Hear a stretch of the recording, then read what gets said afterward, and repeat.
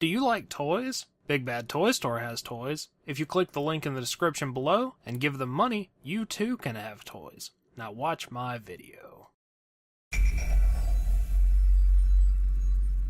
Hello and welcome to VR Reviews. Today we'll be reviewing the Mezco 112 Collective Deadpool. So yes, here we are wrapping up our Deadpool week with the Mezco Deadpool. Probably the highest quality Deadpool figure I do own, and also one of the only Mezco figures that I own at the moment, but it is a line that I am trying to get a bit more into. Overall, I think he is certainly something worth picking up if you are really into Deadpool and want a really nice 6-inch scale Deadpool in your collection. Alright, starting off with a quick size comparison. Of course, here we have Deadpool. Here's our standard Marvel Legends 6-inch Cosmic Armor Iron Man and 3 3/4 inch Marvel Universe Wolverine. As is generally the case with Mezco 112 stuff, they are about the exact same size as other American 6-inch scale figures.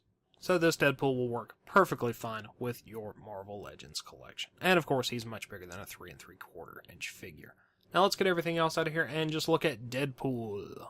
Moving on to our 360 spin. As you would expect, Deadpool's outfit is cloth. It's mostly red, and the base of that's sort of a thin, stretchy sort of fabric. And then the black parts are all thicker, kind of shiny, fake leathery kind of material. He does have various straps and pouches, which are all black and have silver buckles on them. He has bracers and kick pads that have a dark metal look to them and have some weathering and texture to them. And he does have his Deadpool logo on the belt buckle. All in all, he just looked really good. Pretty much perfect interpretation of Deadpool right there. I don't really have any complaints about that at all. Head sculpt wise, Deadpool looks really nice. The masks are red, have some cool cloth detailing, some seam work. The areas around the eyes are all wrinkly and black and they have white eyes. And he has two different heads with two different expressions. He has his normal expression and his quizzical expression, which is a pretty standard set of Deadpool expressions. They both look really nice and I have no complaints there. Articulation-wise, Deadpool is pretty good. It's possible he's even better than I give him credit for, but I do tend to still be a bit gentle with these cloth-suited figures as I'm not really sure how much stress they can take. Either way, it's still a decent amount of articulation. Head is on a ball peg, so that goes forward and back, side to side, rotates, and you have a neck joint below that that does the same. He's got a bit of a butterfly joint in the shoulder. Shoulder goes forward and back, in and out, bicep cut, double jointed elbows, wrist hinge and rotation. He's got ball pegs in the chest and waist, so you can get a pretty good range of motion there. Hips go in and out, forward and back, thigh cut, double jointed knees. His boot rotates, and you get hinge and slight pivoting in the ankles. So you should be able to get him into plenty of Deadpool poses, and like I said, it's possible you might be able to get him into more extreme poses than I am willing to try.